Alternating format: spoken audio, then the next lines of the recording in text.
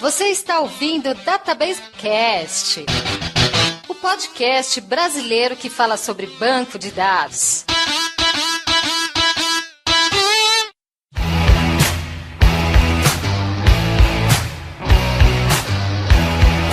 Olá pessoal, meu nome é Mauro Picchigliani e nesse episódio vamos tentar mostrar que OLAP é uma sigla difícil, mas não é tão difícil assim de aprender. Oi gente, aqui é o Wagner Crivellini e hoje o nosso amigo Mauro me botou numa enrascada. Olá meu povo, aqui é o Fábio Fat Frog e eu sou o Orelha.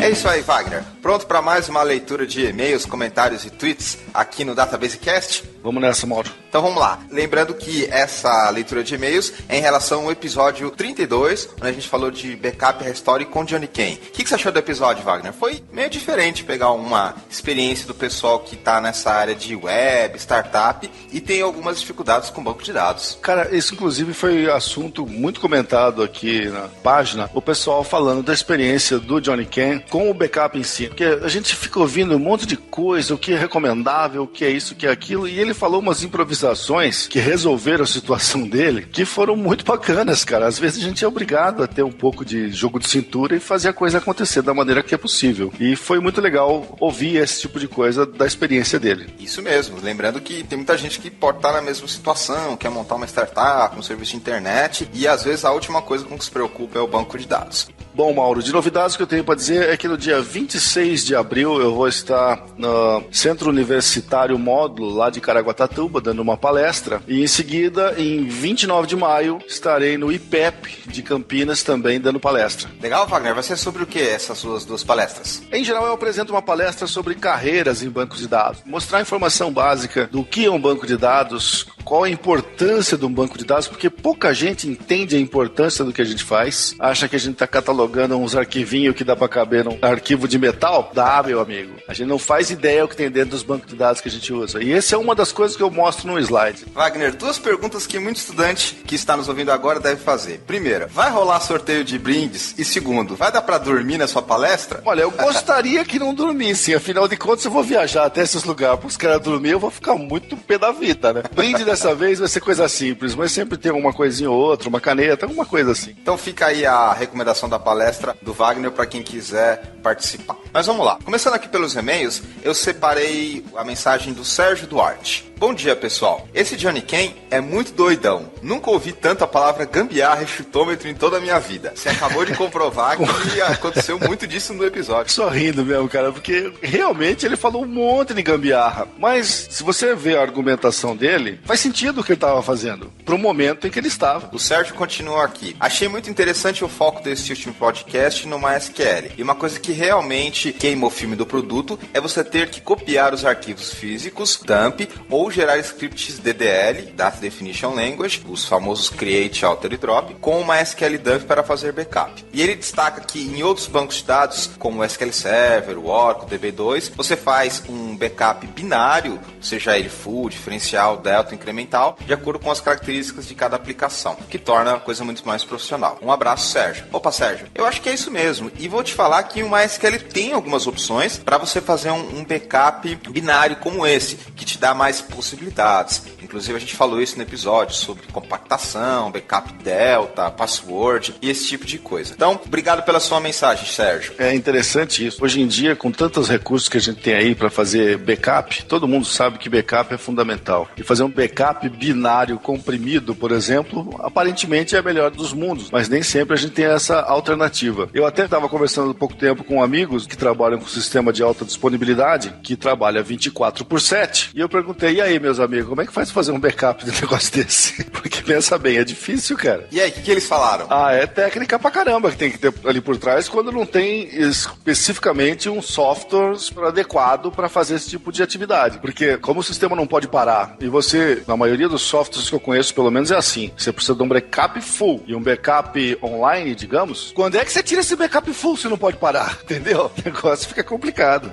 Tem que ter técnica, estratégia e saber usar os recursos. Isso me leva a crer, Wagner, que tem muito mais coisa para falar ainda de backup e restore e abre margem para outros programas sobre esse assunto aqui no DatabaseCast. Tenho certeza. Inclusive, esse tópico específico que eu falei, acho que sozinho ele já garante um programa inteiro. Então fica aí para uma futura pauta falar mais sobre backup e restore. Um outro e-mail que eu separei aqui foi do Rosivaldo Mota. Ele mandou o e-mail em particular para mim, mas como eu falo do DatabaseCast, vou ler aqui. Olá, Mauro. Sou fã seu e do Wagner e adoro ouvir o DatabaseCast. Também leio muito dos seus artigos. Ele gostaria aqui de mais dicas sobre a profissão e termina dando os parabéns pelo nosso trabalho realizado aqui no eMasters, com os artigos, que agora você também está escrevendo mais. Pois é, eu fui convidado a ter uma coluna lá também, assim como você já tem há anos, eu estou começando agora. E pelo jeito o pessoal está gostando, pelo menos tem alguns comentários, sempre tem um retorno positivo. Ele termina aqui falando que não perde nenhum episódio da DatabaseCast. Obrigado, Rosivaldo, a gente agradece a sua audiência. Comentários, Wagner, o que você separou de interessante? Separei 3 aqui. O primeiro é do Elton Freitas, que fez um comentário que muito repetido aqui durante esse programa. Elton D. Freitas, ele falou o seguinte: parabéns, pessoal, por mais esse podcast. O áudio ficou meio diferente do normal, isso todo mundo falou, mas nada que tire o mérito do DatabaseCast. Obrigado, Elton. Realmente, a gravação durante o Campus Party não ia ter jeito de ser algum negócio feito em estúdio, mas pelo menos saiu um bom programa. E o pessoal não sabe o trabalho que dá esse tipo de programa para eliminar ruído e certas coisas. O resultado até que ficou legal, dá para ouvir, mas assim, bruto tava muito pior.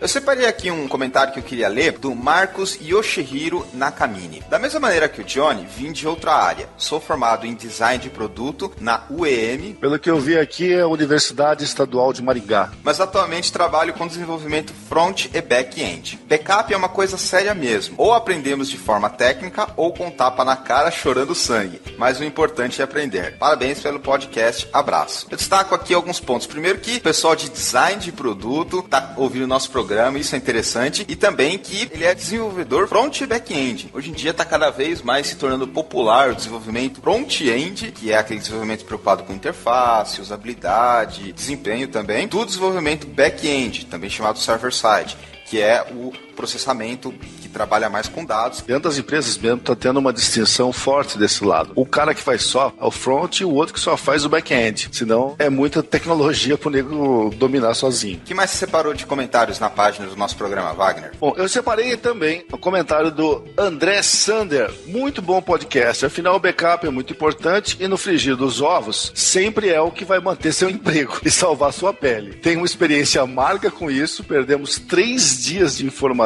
Já pensou o prejuízo desse negócio, cara? Dependendo da empresa é motivo de demissão, cara. Então, é o que ele falou no final. Mas ainda bem que eu não era o responsável. Se livrou. Alguém rodou. Alguém se deu mal nessa história. A gente ri porque não é com a gente, né, cara? Mas alguém rodou nessa parada, bicho. Eu separei pra finalizar aqui a mensagem do Claudemar. Episódio nota 10. Ouvi ele 3 vezes seguidas, pra ficar fixado na mente. Tô tentando fazer isso com todos os outros episódios. Falei, cara, esse aí vai decorar coisa pra caramba. Poderia dizer que ele vai aprender bastante coisa também. Espero que sim. Pelo menos a gente tenta compartilhar um pouquinho da experiência que a gente já tem através do podcast. Acho que é por isso que ele tá entendendo aí que vale a pena um estudo. Obrigado, Claudemar. Eu separei aqui tweets interessantes. Um do @AquilesW. Ele escreveu o seguinte: não deixem de escutar mais um Databasecast sobre Backup Restore com a participação de Johnny Kane. Eu vou escutar agora mesmo. Valeu, galera. A gente que agradece a sua audiência. Vamos seguir adiante aqui, Wagner. Vamos pro episódio onde a gente ensinou OLAP pro Fábio Fret Frog, lá do podcast. Mais um episódio gravado na Campus Party. Por favor, tentem relevar. A gente tentou tirar o máximo de ruído, mas uma hora ou outra aparece aquela maldita buzina. Tem uma buzina que aparece de vez em quando no fundo do programa. Por favor, tentem isolar, pessoal, porque o episódio sobre ensino e aprendizado de OLAP ficou bem legal. Pra quem não conhece essa tecnologia, ficou aí uma ótima introdução. Perfeito. Então fiquem aí com o programa e até a próxima interatividade do Databasecast, pessoal.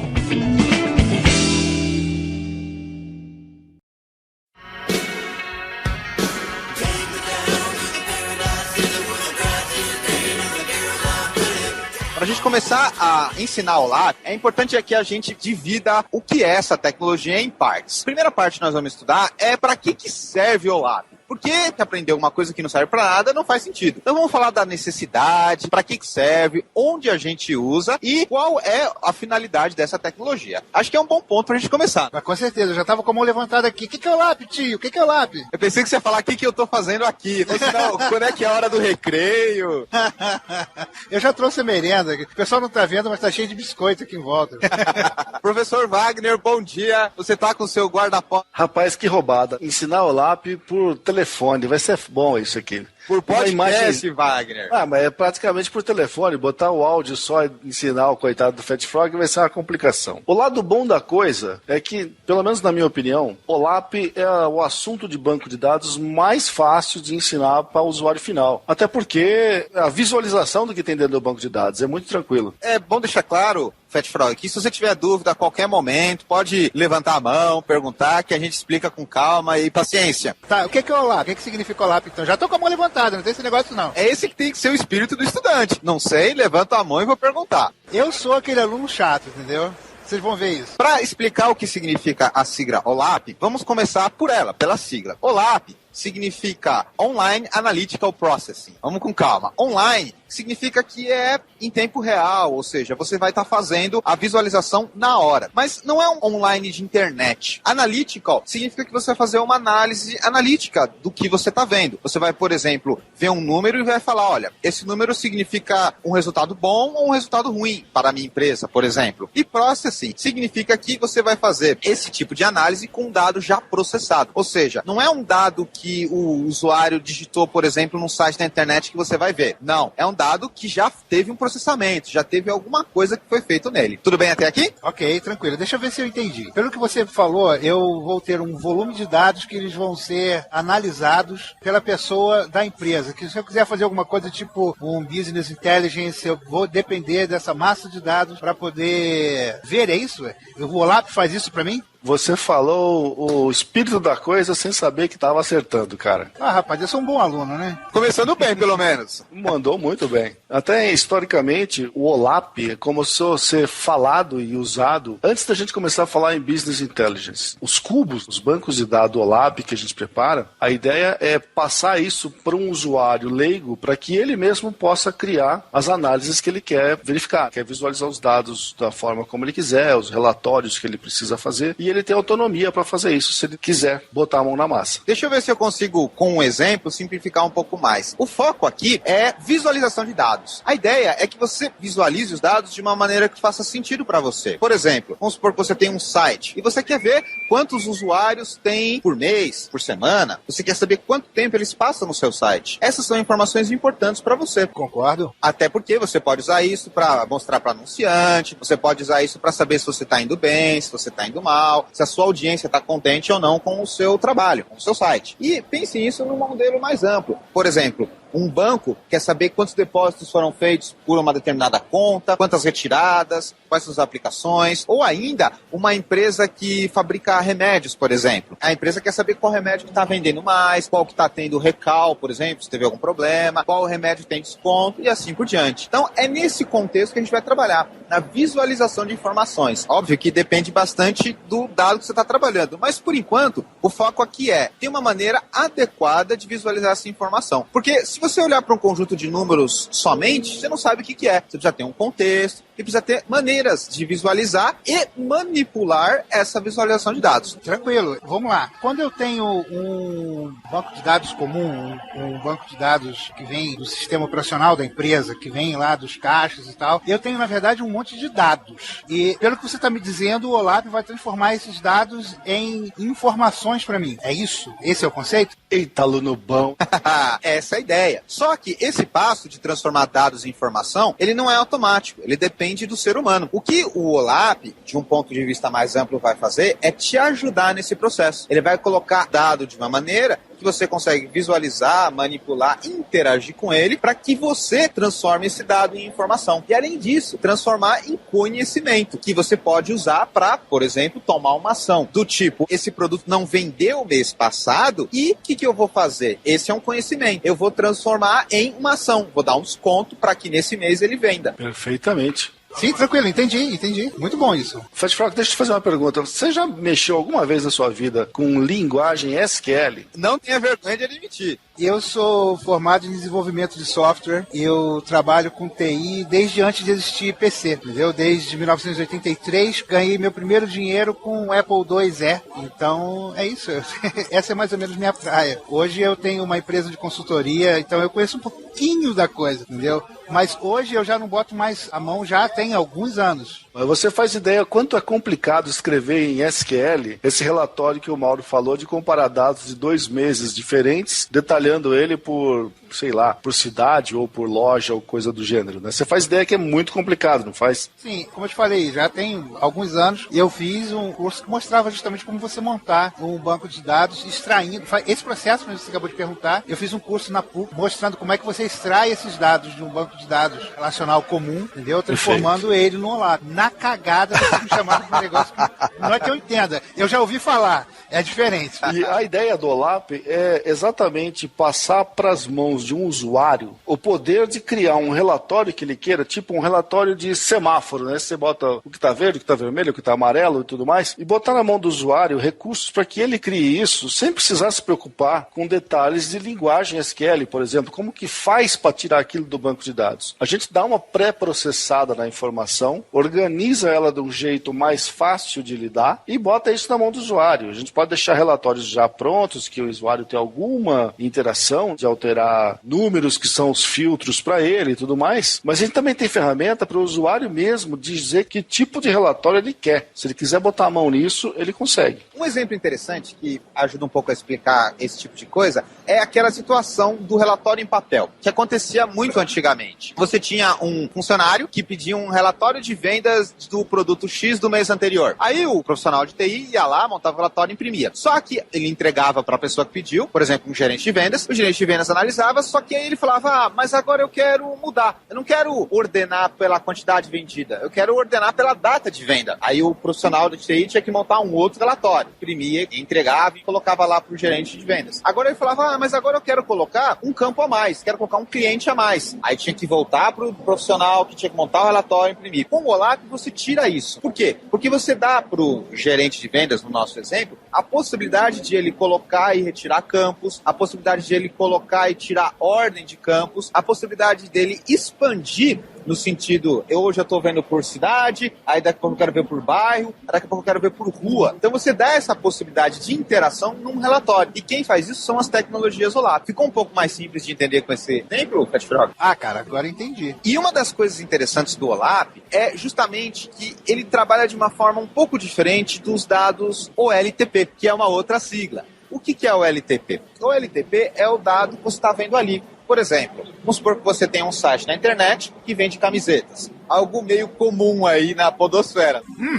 A ideia é a seguinte: a hora que alguém compra uma camiseta no seu site, você já vai ver lá no seu banco de dados, camiseta comprada. Isso é OLTP, porque é o processamento transacional. O OLAP, geralmente, ele é agregado. Então você não vai ver o dado na hora que ele ocorre. Você vai esperar, por exemplo, uma semana, um mês, e você vai ver um consolidado disso. Você vai ver, por exemplo, por semana, quantas camisetas foram vendidas, por mês, por ano, por semestre. Por exemplo, só quero saber quantas camisetas foram vendidas no final de semana, das 2 da tarde às 4 da tarde. Então você percebe que é um dado já consolidado e que você vai ter mais opções de visualização. E aí que entra aquele pré-processamento que o Wagner comentou. Perfeitamente. Incrivelmente, eu estou entendendo até agora aqui, e principalmente que eu estou assumindo aqui o meu papel de dono de empresa, eu preciso realmente das informações já mastigadas. Eu não tenho como pegar, voltando a falar da massa de dados, não tem como pegar uma massa de dados e tentar interpretar isso. Eu preciso ganhar tempo. Então eu vou ter que pedir para o meu pessoal de TI de pegar meus OLTPs e transformar todos em OLAP, é isso? Cara, é meio por aí. Eu lembro, nos anos 90, eu vendendo soluções OLAP, eu fui numa transportadora, até bastante conhecida no mercado, por sinal, e fui fazer uma apresentação para os diretores da empresa, o que era esse raio de OLAP e como é que ele podia ajudar a empresa. Então, eles estavam achando que era só um negócio de fazer um relatório bonitinho e boa. E nós fomos fazer uma demo com dados reais de um determinado período, só para mostrar a possibilidade que a gente tinha de ganho com aquilo ali. No meio da apresentação, eu peguei um relatório bem bonitinho, com um gráfico, que a gente chama de análise de Pareto, aquele que mostra o 80-20. Era isso que eu queria chegar a mostrar pro cara. Inicialmente eu mostrei pro cara, falei, ó, esse aqui é o ranking dos seus clientes principais e quanto cada um desses representa do faturamento da empresa durante o ano aí que a gente tá analisando. Então eu mostrei lá bonitinho quanto que é o ranking e quanto faturava cada um. E ó, que legal, né? Você já conhece essa informação, não conhece? Ah, todo mundo conhecia. Falei, bom, agora eu vou mostrar outra coisa. Um dos componentes de maior custo para uma empresa de transporte é o peso do bem transportado. Aí eu inverti, eu mudei a métrica que estava sendo exibida no meu ranking. Botei peso. Eles viram que o terceiro colocado do ranking deles de vendas era disparado, o primeiro colocado em custo, em termos de peso. O cara representava 2% das vendas, mas ele respondia por 7% do peso transportado. Portanto, não era um contrato muito rentável para a empresa. Vendi na hora, cara. É porque isso fica muito nebuloso para o camarada que está gerenciando a empresa. Você tem muita informação, você tem muita coisa, você tem, na verdade, muito dado, e você ter essa informação, esse dado mastigado para você, sendo mostrado de forma clara, é tudo que o empresário precisa. Então eu acredito que o ouvinte quer aprender mais sobre banco de dados, o OLAP é uma coisa bacana para ele aprender. Então ele tem que realmente prestar atenção nesse episódio, porque, o exemplo que você acabou de dar, ele consegue vender mostrando as facilidades e as vantagens de trabalhar com essa estrutura. Correto? Uma das coisas que ajuda também bastante a explicar o OLAP é a questão da planilha. Você é bom de planilha, Fat Frog? Rapaz, eu sou uma negação, entendeu? A ideia é que a planilha vai mostrar os dados para você em linhas e colunas. Correto. Só que ela te dá pouca interatividade. Às vezes você pode colocar uma ordem em uma coluna, ou às vezes você pode selecionar uma parte da coluna. O OLAP, quando a gente estiver navegando os dados, ele vai te dar essa planilha, digamos assim, com uma interatividade muito maior. Por exemplo, conforme você vai manipulando os dados dessa planilha, você já pode ver gráficos automaticamente. Isso é uma coisa legal. Então você está vendo, por exemplo, vendas de camisetas por período. É um gráfico. Aí você pode, com apenas um clique, trocar o período por cidade. E aí você vai estar vendo vendas de camiseta por cidade. Deixa eu fazer uma pergunta de leigo. Posso fazer vendas de camiseta por período, por cidade ao mesmo tempo? Mesclar os dois filtros? A ideia do OLAP é o seguinte, eu falei que a gente organizava o banco de dados de uma forma mais fácil para um usuário leigo entender o que ele está fazendo e poder brincar com os dados mais facilmente. Exato. Uhum. Então a gente costuma chamar esse banco de dados de OLAP de cubo por uma razão muito simples. A gente organiza os dados de uma maneira que determinados tipos de informação informação de formas de análise dos dados são agrupadas. Por exemplo, informação sobre geografia. Então eu tenho lá dentro tudo relativo a cidade, estado, país, rua e assim por diante. Informações relativas ao produto. Nome do produto, família comercial que ele tem, quem são os fornecedores e assim por diante. A gente vai agrupando os dados dessa forma e cada grupo desse a gente chama de dimensão. Por isso que a gente chama o banco de dados de cubo, porque ele tem várias dimensões. Não precisa ser só as 3 que a gente usa. E o legal é que cada uma das coisas que você falou é uma dimensão separada. É venda de camisa por um período, por um local. Você quer detalhar as vendas de camisa de um determinado sequência de dias, por exemplo, nas várias cidades que você vende. Então você tem um relatório ali, você escolheu 3 dimensões, você colocou 2 para ser exibida no relatório, a data e as cidades onde é vendido aquele produto, e de repente você quer mudar, fala, pô, eu não quero ver uma data por cidade, eu quero ver em Jundiaí, grande cidade, hein? Cidade boa pra caramba. Não é porque eu moro aqui, não. Eu quero ver em Jundiaí como é que vendeu todos os produtos. Eu quero trocar quem tá nas colunas do relatório. Você consegue fazer isso puxando e arrastando a dimensão produto e tirando a dimensão cidade dali. É um negócio muito fácil de lidar, é intuitivo. Entendi. Se de repente em Jundiaí está acontecendo uma festa especial, a festa da uva, que é quando? Festa da uva, pois não. Não é quando as mulheres ficam espremendo a uva no tonel, não. Porra, quando tiver essa festa, você me chama. Ah, que pena. Eu já estava comprando minha passagem para lá. Festa da uva não é isso, tá, pessoal? Não vão com essa expectativa, que não acontece isso. Mas então, o que acontece? Eu tenho minhas vendas acontecendo na Festa da Uva em Jundiaí. Então, eu, como dono de um negócio que atinge o Brasil inteiro, por exemplo, posso dizer, olha, eu quero nesse período de janeiro da Festa da Uva saber o resultado de vendas de Jundiaí. Só com troca de colunas eu consigo fazer isso, selecionando as dimensões. É esse o nome, né? Exatamente, dimensão. E você criou um relatório inteiramente novo na sua tela, só puxando e arrastando uma caixinha ali, que é a caixinha que tem a dimensão produto, ele vai mostrar tudo para você. Maneiro.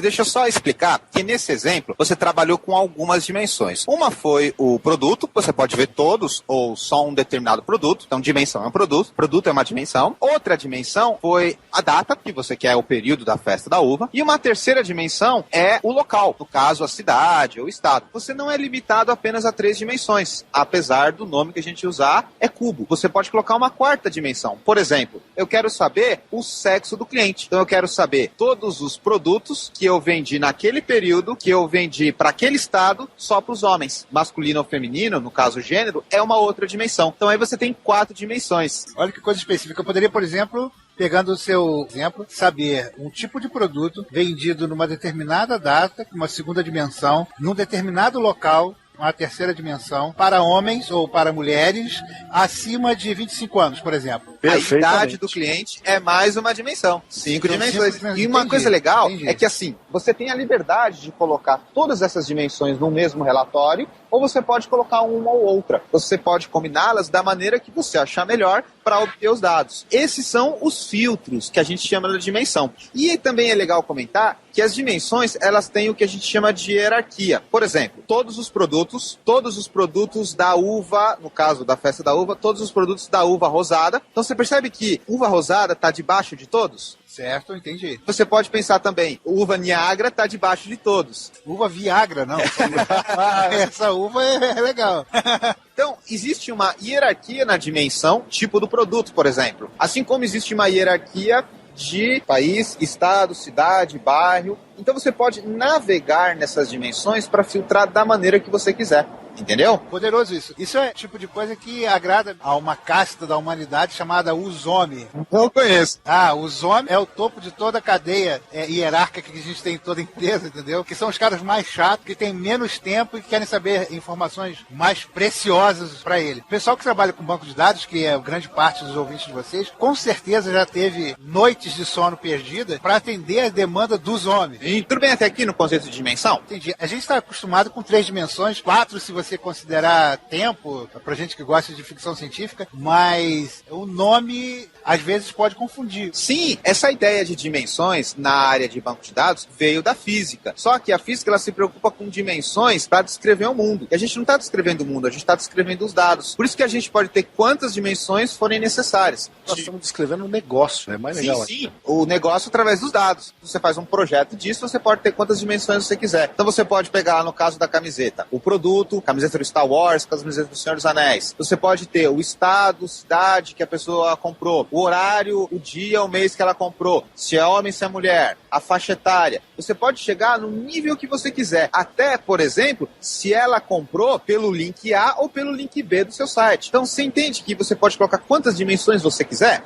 A ideia é a pessoa não prender as dimensões físicas, porque a gente tem, as dimensões não é o termo, mas a gente poderia chamar de níveis de informação, camadas de informação. É verdade. Só que tem um outro detalhe também, que é o que você está visualizando, que é o que a gente chama de medida. Por exemplo, a gente pode estar visualizando quantidade de produto vendido. Por exemplo, quantas camisetas, então vai ser um número, foram vendidas de acordo com esse filtro, para homens de tal faixa etária, em tal data, em tal site. Ele vai me retornar um número. E esse número vai variar de acordo com os filtros que você fizer nos valores da dimensão, tudo bem? Certo, entendi. Além disso, você pode ter uma segunda medida, que é a soma do valor total. Então, uma coisa é a quantidade, que vai ser um número retornado pelos filtros das dimensões, é uma medida, e a outra medida vai ser o quanto custou, ou seja, o quanto a pessoa pagou. E essas medidas, elas são agregadas, dependendo do que você filtrou. Então, se você tiver, por exemplo, vendas só no sábado para homens, 2 filtros em 2 medidas, você vai ver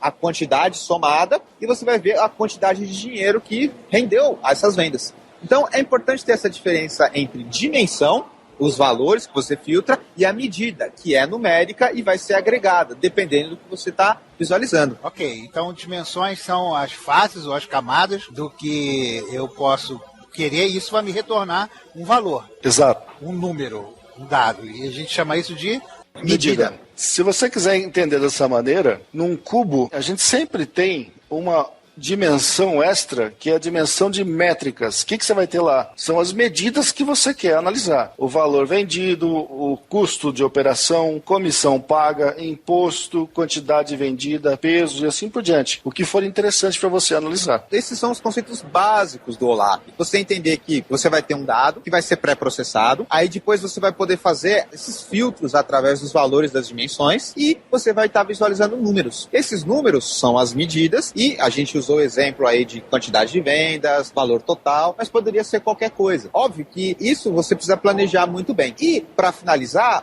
é importante dizer que você não precisa ver necessariamente o número. Você pode ver isso, por exemplo, num gráfico de linha, ou um gráfico de coluna, ou um gráfico de torta, sabe, o redondinho. Ou ainda, você pode ver isso no que o Wagner falou, tipo um farolzinho. Então vamos supor que você tenha a seguinte regra. Se eu vender menos de 5.000 camisetas, é vermelho. Entre 5.000 e 10.000 é amarelo. Você vai fazer o filtro que você quiser lá nas dimensões e, em vez de visualizar um número, você vai ver o semáforo, que vai ser baseado em cima da medida quantidade vendida. Ou seja, você tem as medidas, que são valores, e você pode agregar ainda um resultado visual baseado nessas medidas. A agregação ocorre quando você mexe nas dimensões. Por exemplo, se eu estou visualizando desse mês de janeiro ou do mês de fevereiro, vão ser valores diferentes. Então isso vai mudar o valor numérico. O semáforo é uma visualização do número que é afetado de acordo com a dimensão.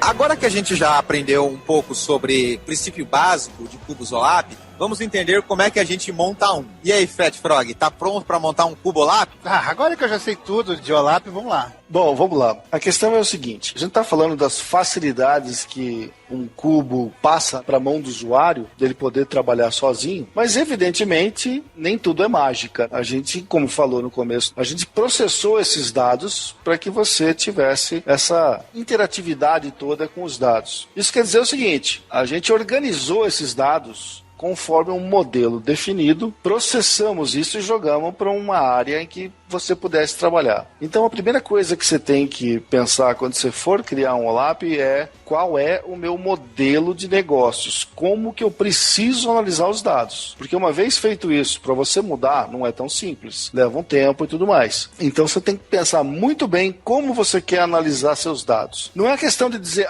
mas eu tenho hoje 10 clientes e se eu aumentar para 20? Isso não é problema, porque isso faz parte de uma dimensão que já existe. Dimensão cliente. Não importa se aparecer um cliente novo, um produto novo, uma data nova. Isso não tem problema. A questão é você mudar a forma como você analisava. Exemplo, antes eu não verificava qual é a data de entrega do produto no meu cliente, agora eu quero começar a verificar. Cara, você estava verificando a data de venda, não a data de entrega do produto. Então você está falando de uma dimensão nova. Isso é complicado, isso vai dar trabalho para mudar, uma vez que as coisas estejam no lugar já. O que o Wagner quis dizer é que é preciso ter um planejamento muito bom de quais vão ser as dimensões, quais vão ser os valores das dimensões, as medidas, antes de efetivamente você montá-lo. E esse planejamento todo, ele requer uma análise, um conhecimento das maneiras que o usuário quer poder visualizar. Então ele citou o exemplo aí, a gente está visualizando de um jeito, uma data, amanhã ele quer outra data. Então a gente tem que ter todo um desenvolvimento, uma parte de programação,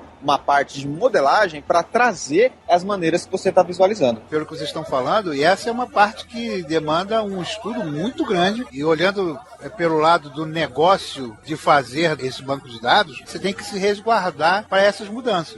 Quanto a essas mudanças, tem que fazer uma análise muito bem feita e definir quais serão as dimensões a serem usadas, é isso? Exatamente, Fat Frog. Existe um trabalho muito importante que é o de análise de sistemas, onde você vai sentar com a pessoa que vai futuramente visualizar os dados e falar, legal, amigo, o que você quer visualizar? Você quer visualizar por cidade? Ou você quer visualizar por data? Ou você quer visualizar por gênero de cliente? Então existe todo um trabalho de especificação, levantamento de requisitos para que a pessoa consiga sair, o analista que está conversando com quem vai trabalhar com os dados, consiga sair com essas definições, sentar e implementar, programar. Uma coisa que a gente costuma fazer quando vai criar um projeto de OLAP é definir uma série de entrevistas com usuários-chave dentro da empresa. Então, digamos que a gente vai fazer um cubo para tratar da área de cadeia de suprimentos. Você tem que entrevistar o pessoal principal ali da área, que mais lida com isso, porque esses caras vão te dizer alguns detalhes que certamente você não conhece. Evidente que se a experiência ajuda, você vai aprender um monte de coisas. Mas o pior erro que o pessoal de informática comete quando vai trabalhar num projeto de OLAP é, cara, deixa comigo que eu sei o que meu usuário precisa.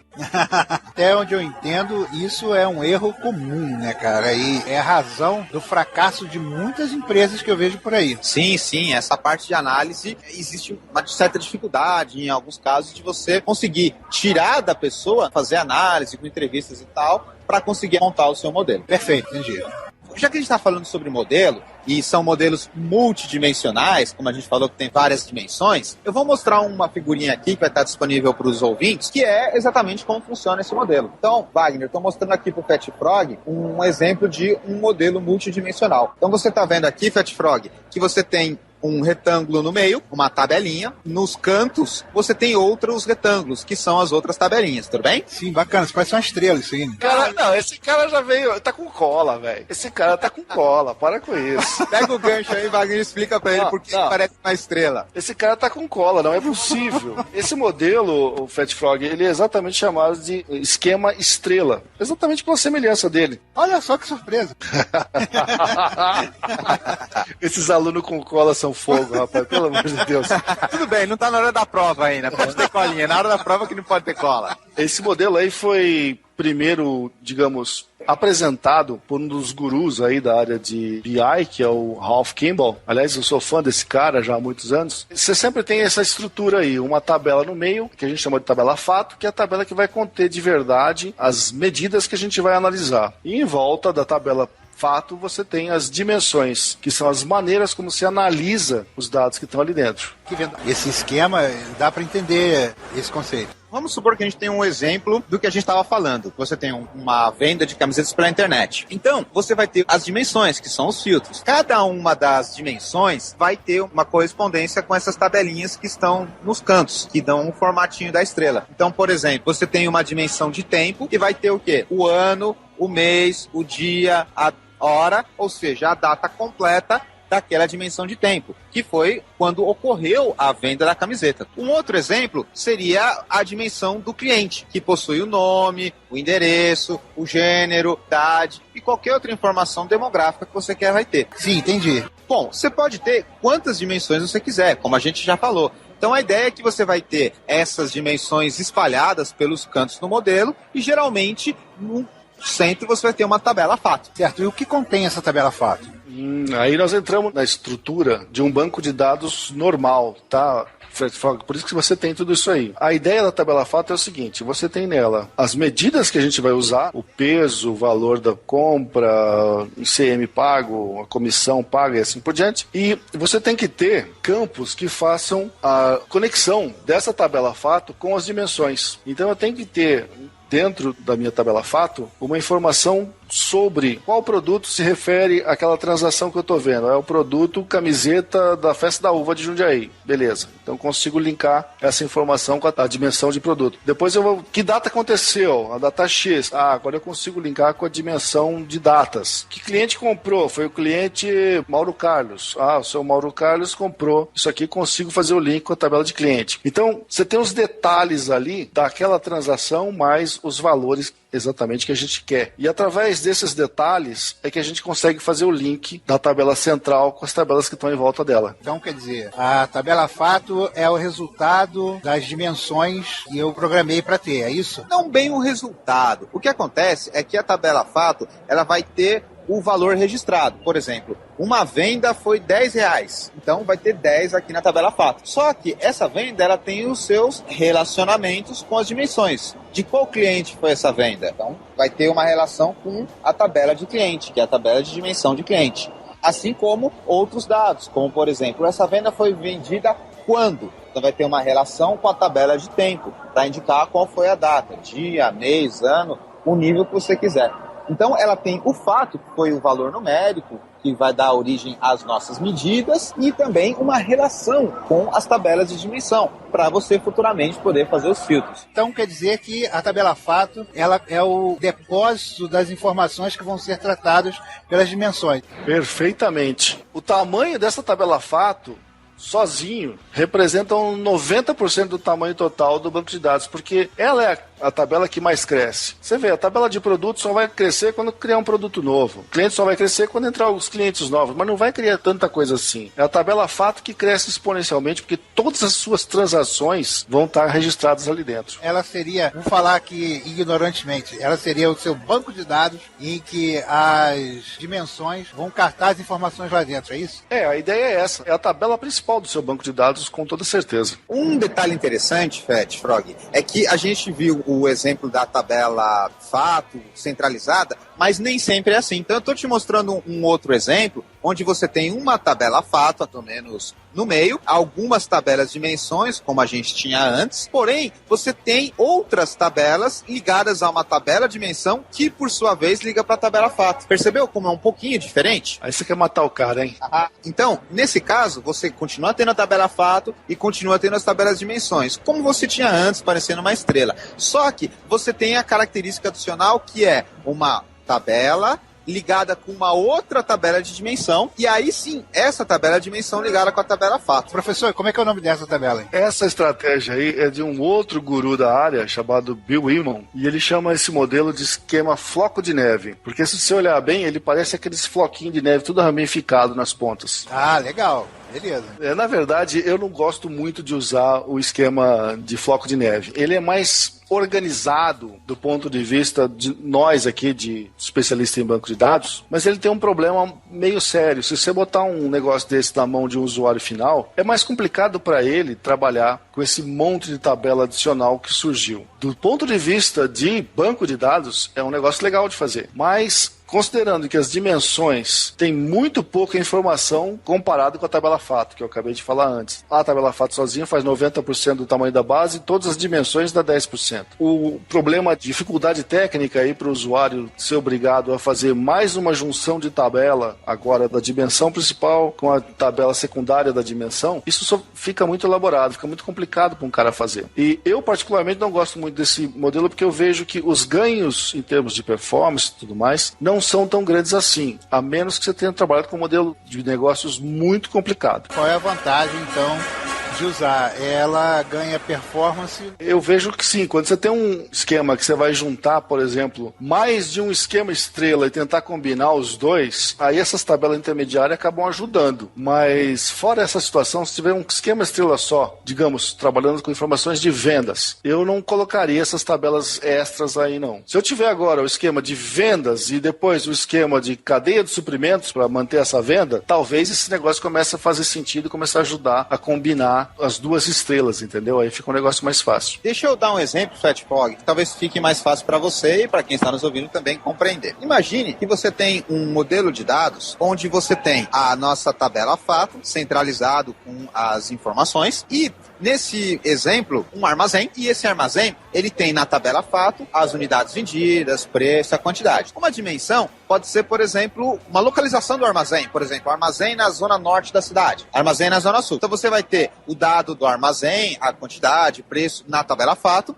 e uma tabela de dimensão para indicar onde é o armazém. Só que, além disso, vamos supor que você tem um identificador da peça, o famoso código de barra. Então, você vai ter uma outra dimensão com o código de barra daquela peça. Agora, vamos supor que você tem uma característica desse código de barra. Por exemplo, se o produto é importado, o código de barra começa com 8. Classificação é em relação ao código de barra e não ao produto que está lá efetivamente armazenado. Classe do código de barra, se é importado ou não está relacionado com unidades, nem com preço e nem com quantidade dele. Está relacionado apenas com o produto. Então, por isso que você vai ter esse modelo floco de neve. Porque você tem uma tabela que é se o produto é importado ou não, associado com o código de barra e não diretamente com o produto na tabela fato. Certo. Por isso que você vai ter uma tabela que está associado a uma dimensão, porque o fato de ele ser importado ou não está no código de barra e não efetivamente no fato, que é unidades vendidas, preço e quantidade. Entendi. Então vale criar aí uma outra tabelinha dentro desse esquema. Exatamente. E ele vai crescendo lateralmente, porque as tabelas que vão sendo colocadas não são diretamente ligadas com a tabela fato. Elas são ligadas com tabelas intermediárias. Ok, entendi. E isso é o modelo Snowflake. Ele vai crescendo para o lado. Não parece tanto uma estrela, parece um floco de neve com várias ramificações na ponta. Ele tem mais de um centro, né? O centro é sempre a tabela fato. O que ele tem são várias ramificações, que são as ligações das tabelas entre si, até chegar numa tabela de dimensão que liga para a tabela fato. Certo. Ok, tá tranquilo. Então vamos começar a falar de um outro tópico associado a isso. Lembra quando a gente estava falando das dimensões? Que você pode começar a pesquisar por ano, depois você cai por mês, depois você cai por semana. Ok, há uma hierarquia. Exatamente. A hierarquia, ela é implementada também na dimensão. Então você vai ter as informações da nossa dimensão diretamente na tabela de dimensão. Tabela de dimensão de tempo. Você começa com um ano, aí você pode cair para o próximo nível, que seria trimestre. Aí depois de trimestre você pode cair para, por exemplo, mês. Dentro de mês você cai em semana. Dentro de semana, dia. Dentro do dia você pode cair algo do tipo antes do almoço, depois do almoço. Aí você pode cair na hora, no minuto e segundo. Você percebe como é um nível de hierarquia? Sim, entendi. Isso você coloca dentro da tabela de dimensão, que é algo muito importante quando você está filtrando o que você quer selecionar. Imagine um outro exemplo. Você quer vender para o Brasil inteiro. O primeiro nível seria Brasil. Aí você poderia descer para o próximo nível por região. Sul, Sudeste, Nordeste, Centro-Oeste, Norte. Então você já está no segundo nível. O próximo nível seria dentro de uma região, o estado. Por exemplo, dentro do Norte, Bahia, Ceará, Piauí ou Pernambuco. Dentro de Ceará, Fortaleza, por exemplo, a cidade. Sobral, a cidade, ou Quirixamobim, uma outra cidade. Quixeramobim, rapaz. Quixeramobim. Esse professor é disléxico ainda, bicho, olha só. Isso é um filtro na dimensão. A gente poderia usar o exemplo da Bahia e mandar um abraço lá pro Dudu do Papo de Gordo, porque ele é de Salvador. Ele é de Salvador, mas ele veio de uma outra cidadezinha do interior. Ah, sim, ele veio de Amargosa. Amargosa. Então, tranquilo esse conceito de hierarquia? Tranquilo, entendi. Agora, tem um outro detalhe que a gente tem que conhecer. Vamos supor que você está vendo todas as vendas da região Nordeste. Ok. Vamos supor que tenha dado o número 100 vendas para a região Nordeste. Quando você descer um nível, você vai ver, por exemplo, 10. Para Bahia, 10. Para o Ceará, 10. Para Piauí e Pernambuco tem que ter 70. Certo. A soma dos valores desse nível tem que dar o valor do nível anterior. Então, de novo, 100 vendas para a região Nordeste. Se você expandir, você vai ver que na Bahia foram 10. No Ceará foram 10. Em Piauí foram 10. 30. Pernambuco, 70. Ou seja, somando tudo, dá 100. Ok. Isso é o que a gente chama de uma medida, no caso a quantidade de vendas, agregada por soma. Porque a soma dos níveis inferiores tem que dar igual à soma do nível superior. O que é o padrão normal das coisas. Que é o padrão. Mas não precisa ser necessariamente assim. Por exemplo, a gente viu que Bahia vendeu 10, Ceará vendeu 10, Piauí vendeu 10 e Pernambuco vendeu 70. E o total para o Nordeste deu 100. E se eu quisesse querer saber a média? Então, eu tenho 4 estados da região Nordeste, a média é 25. Então, uma outra maneira de visualizar a unidade vendida pode ser pela média. Entendi. Então você tem maneiras diferentes de visualizar o mesmo dado quando você agrega ou não. Então quando você está vendo Nordeste, você só vê 100. Se você fizer o que a gente chama de descer um nível na dimensão, e aí tem um nominho interessante que é Drill Draw. Repete comigo, Drill Draw. Não, é Drill Down. Drill Draw. Botou um R a mais aí, professor. Drill Draw é Drill Down. Eu tô com o Drill Draw de... Ai, tá vendo? Os caras me sacaneia tanto, agora não consegue falar o negócio. Então, quando você faz o drill down, você desce no nível da dimensão. E aí você pode ver, por exemplo, a agregação por soma, como a gente viu, ou a agregação por média. Legal? Quando você está no nível da dimensão e vai para cima, por exemplo, você está no estado e quer ver por região, você faz o drill up. Ok, pareceu lógico. Entendeu como é que funciona essa ideia de dimensão, modelo, a parte de hierarquia, etc? Hierarquia, perfeito. Uhum. Esses são os detalhes que você tem que pensar quando você está montando, para que você tenha uma ferramenta poderosa para o seu usuário que vai analisar os dados. Vou falar mais duas coisas. A primeira delas é o seguinte, a gente falou da hierarquia. Tem um detalhe, você não está limitado a uma hierarquia só. À primeira vista parece até confuso falar um negócio desse, mas você vai ver um exemplo que é muito fácil de ver. Nós estamos falando da dimensão de datas, que você pegou dia, mês, trimestre, ano e assim por diante. Você podia pegar uma outra hierarquia, que é uma organização que é completamente independente dessa. Dia da semana, dia agrupado por dia da semana. Você vai ver que não tem combinação nenhuma com a outra hierarquia, apesar de ser baseada em data também. Então você pode implementar isso e é muito simples de se fazer. E um segundo negócio é que, às vezes, tem o cara que precisa de informação tão detalhada que precisa ir buscar lá no sistema transacional da empresa, num negócio mais detalhado do que você tem de fato no Cubo. Ou vai pegar no Data Warehouse, o que quer que seja. Estou querendo entrar em muito nome aqui, mas precisa de informação mais detalhada do que se tem no Cubo. Nesse caso, dá para você fazer um link do Cubo com a fonte de informação que foi usada para alimentar esse Cubo. Vamos chamar de Data Warehouse, tá? Que também é outra estrutura bem organizada, mas é mais detalhada que o nosso Cubo. E esse link que você faz entre os dois, tipo, você vai abrindo um número e ele vai fazendo drill down. Quando chegar no mais detalhado possível, por exemplo, chegamos por dia, é o detalhe que eu tenho. Mas eu quero saber em que hora aconteceu aquela transação. Eu posso dar mais um clique naquela link e ele está previamente configurado para ir buscar isso na fonte de dados e me dizer em que hora que aconteceu. Isso a gente chama de drill through. Esse é mais chato de falar ainda. Drill through. Ele vai para uma outra fonte de dados e te mostra a informação do mesmo jeito. Então a gente tem uma série de recursos aí disponíveis e fica por conta da necessidade do negócio que você tem para lidar. Deixa eu só colocar outros 2 exemplos para reforçar. É bom assim dar mais exemplos porque facilita. Claro, um assunto extenso, tem que ter exemplo mesmo. Vamos supor que você está visualizando os dados que você vendeu num ano. Certo. Você pode visualizar por mês, janeiro, fevereiro, abril, março, e você pode agrupar o mês por trimestre. Então você vai ter 4 trimestres. Essa é uma hierarquia. Você vai pegar lá ano, aí depois primeiro trimestre, que é janeiro, fevereiro, abril e março. Aí depois você cai para semana e dia, legal? Ok. Agora, vamos supor que você está no negócio de camisetas. E é interessante para você agrupar por ano e também por o que a gente chama de temporada. Temporada no sentido primavera, verão, inverno. Então, é a mesma maneira de visualizar o dado, só que de forma diferente, com uma outra hierarquia. Então, ao invés de você ir por trimestre, você vai por temporada. Temporada de verão, temporada de inverno,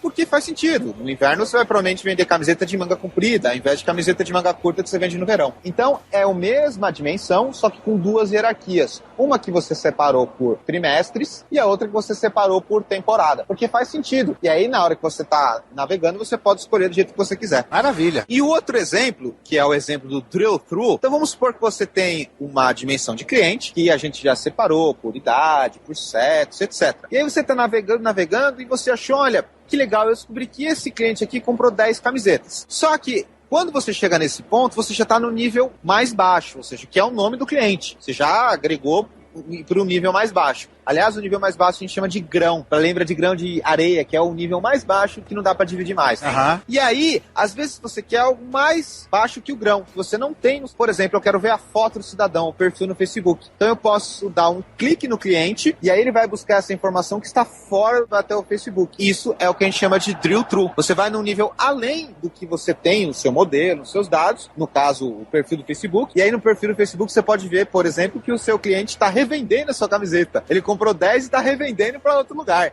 Olha que interessante. Entendi. E é legal esse termo de grão. Eu acho que quando você está fazendo a análise para descobrir quão profundo você tem que ir, seria bacana se o nome se chamasse granularização. A gente fala isso mesmo, granularidade. Também entendi, né? Tranquilo esses dois conceitos, o de múltiplas hierarquias para uma dimensão e também essa ideia de grão e fazer o drill-through, que é ir além disso quando você chegar num nível que não tem mais. Perfeito, maneiro.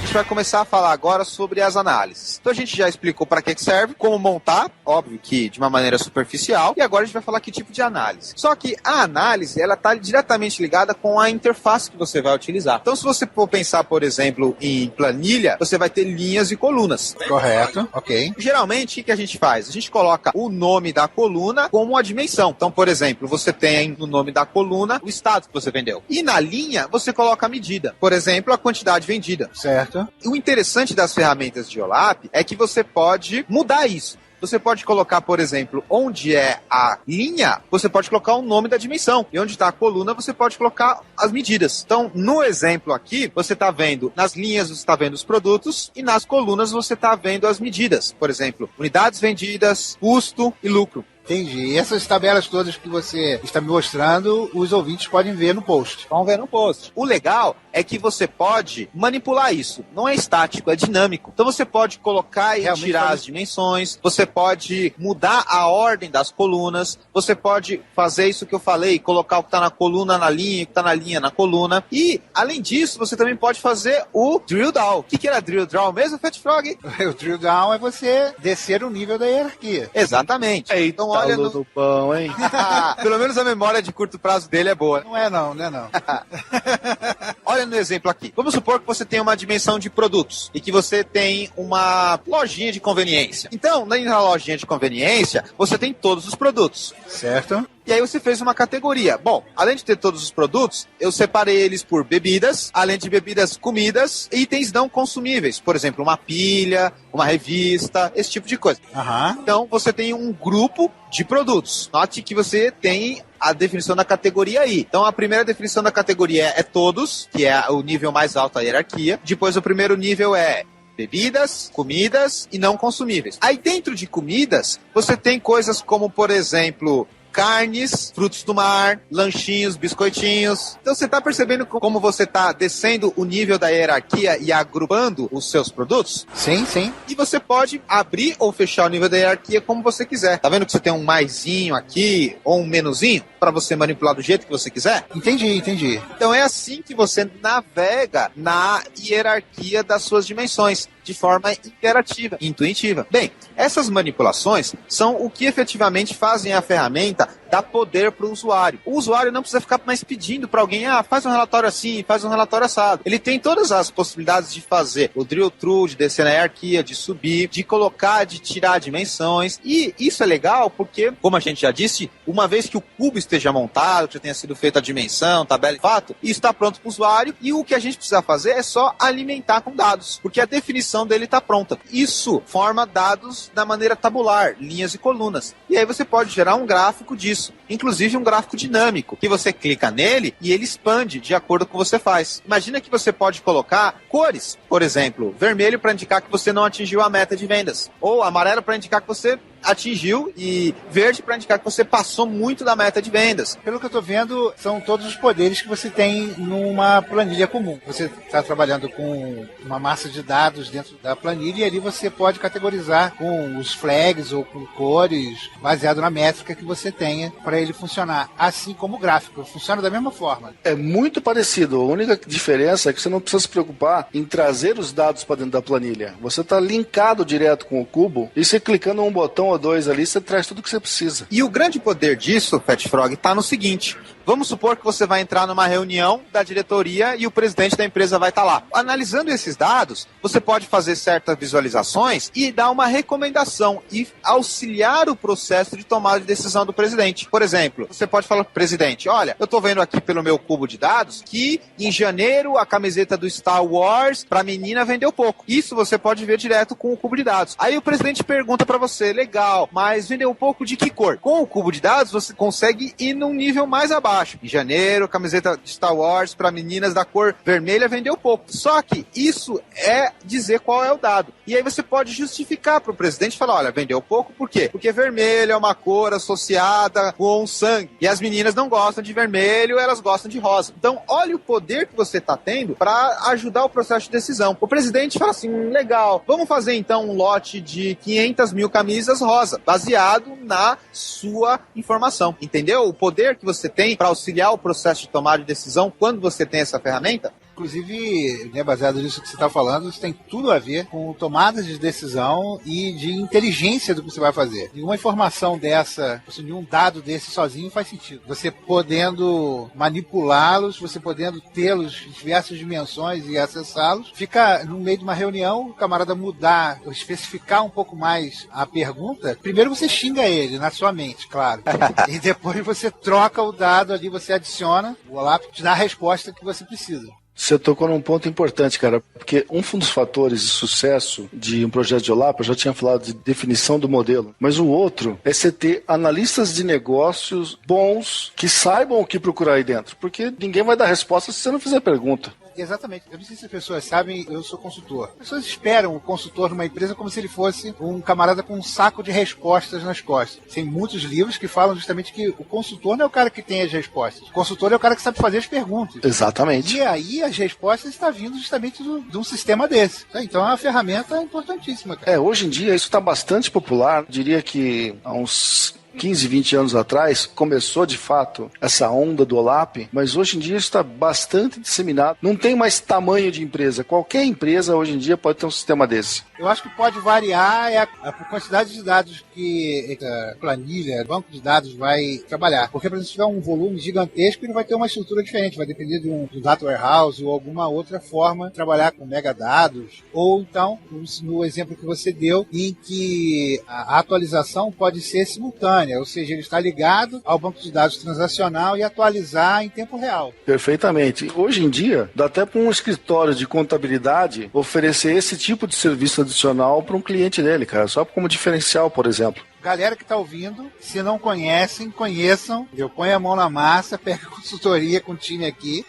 Mão na massa, que eu acho que é isso. Você falou em termos de volume, Fat Frog, e apesar de a gente se esforçar para não parecer muito gay, volume realmente é importante aqui no nosso trabalho. É só nessa hora que os negros se entregam, olha só, rapaz. Wagner, fala um pouco pro Fat Frog alguns tamanhos em termos de tabela fato com as quais você já trabalhou, em termos de quantidade de linhas. Lembrando que cada linha é, por exemplo, uma venda ou uma ocorrência frequência de um determinado evento. Hoje em dia esse negócio vai do 0 aos milhões, assim, de uma facilidade muito grande. E o importante é que o custo do software é praticamente zero. Você tem opções gratuitas para poder trabalhar com isso. A gente tem aplicações com centenas de milhões de registros dentro. Eu vou dar um exemplo simples. Eu estava escrevendo ano passado um artigo para avaliar uma característica aí dos data warehouses. Para fazer o meu exemplo de uma coisa pequena até, eu criei uma base de dados com 100 milhões de registros. Imagina o que dá para fazer hoje em dia com o que se tem no mercado. Entendi, show de bola. Tem ferramenta gratuita, tem ferramenta para avaliação, tem as informações que a gente acabou de passar. Existem alguns tutoriais na internet que eu tenho certeza que tem. Tem vocês aí para servir como consultoria para o pessoal que está querendo aprender. Como é que funciona isso?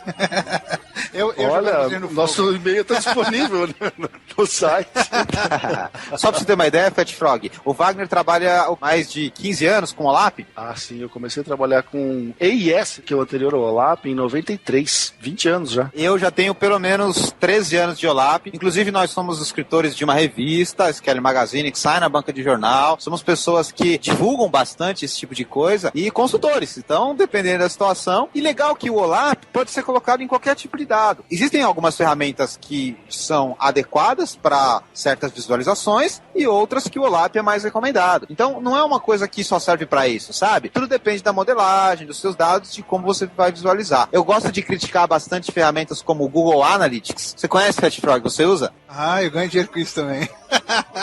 Google Analytics é uma ferramenta bem básica de visualização, tem alguma coisinha de gráfico e tal. O OLAP é pelo menos umas 100 vezes melhor do que isso. Só que, aquilo que eu falei, ele não é uma coisa pré-pronta, como, por exemplo, o Analytics, que você entra lá, cadastra um blog e já tá lá. Não. O OLAP, ele requer análise, requer trabalho mais detalhado. Entendi. Eu jogando vocês nos leões aí, falando de pessoas que estão querendo aprender, para perguntarem para vocês e tal. Eu não sei, se tiver algum empresário, alguma empresa que seja interessado em implementar, eles podem procurar também vocês para fazer uma consultoria? Evidentemente, sim. Eu tinha uma empresa de consultoria para isso e por 10 anos eu trabalhei com esse esquema e eu tinha clientes de grande porte na época. Trabalhei com CSN, Ponto Frio, Sony, tem um monte de gente aí na lista. E só mais recentemente que eu fechei a empresa e vim trabalhar aqui na IBM. E o meu caso é similar. Eu tenho uma consultoria também, tento conciliar com o meu estudo de doutorado e aí, dependendo da situação, a gente pode conversar. Tá sentindo a vontade? Tá gostando? Com certeza, fantástico, episódio legal. Então vamos aproveitar e fechar por aqui. Wagner, o que você achou do nosso papo aí? Suas considerações finais? Acha que conseguimos ensinar o que é o OLAP? Rapaz, eu espero ter conseguido ensinar o podcaster o que é o OLAP e mais algumas centenas de estudantes. Eu gostaria de saber que tenha um número grande de gente ouvindo a gente e aprendendo com um tipo de coisa desse. Como eu falei, essa é uma tecnologia que já está madura, tem software pra caramba disponível no mercado, tem coisa gratuita que você pode implantar no seu escritorinho da sua casa. Poxa, não tem por que perder tempo e não usar um tipo de coisa como essa. O OLAP é uma tecnologia muito boa, ainda nos dias de hoje eu acho que ela é de excelente resultado e vai continuar assim por um bom tempo. Deixa eu fazer aqui as honras da casa. Mais uma vez, Fat Frog, obrigado por ter aceitado o nosso convite de participar aqui num podcast que é um pouco diferente da Podosfera, é um podcast um pouco mais técnico. O nosso objetivo aqui é ensinar o ouvinte em algumas tecnologias, ter uma conversa agradável, discutir e abrir oportunidade para você fazer um jabá dos sites que você participa, do seu trabalho e também dizer o que você achou do nosso programa. Maravilha, é um prazer estar aqui com vocês, entendeu? Foi muito legal, a conversa foi bastante interessante, instrutiva. Eu sou o podcaster do podcast. O podcast está em transição nesse momento. Nós estamos há 1 ano e meio sendo atacados por DDoS, então a gente está... Eu pensei que você ia falar que nós estamos 1 ano e meio sem cache. Aguardem um domínio novo, nós estamos transferindo de domínio e tal. Depois vocês vão ouvir a choradeira sobre as coisas que aconteceram por lá. Se quiserem me encontrar profissionalmente é ayc.com.br. Vocês vão encontrar lá a empresinha que a gente toca, o nosso botequim. Ok, foi um prazer, cara. Você tem a impressão que você saiu com mais conhecimento do podcast antes do que você tinha? Ou seja, agregou alguma coisa? Valeu a pena pra você? Mas eu não tenho a menor dúvida, cara. Foi muito bom. Com isso, então, a gente termina mais o episódio, agradecendo novamente o Fat Frog, mandando um abraço aí pra toda a podosfera que tá aceitando aí a nossa proposta de ser convidado e participar aqui. E é isso aí, pessoal. Agradecendo a todos os ouvintes, um grande abraço, pessoal, e até o próximo.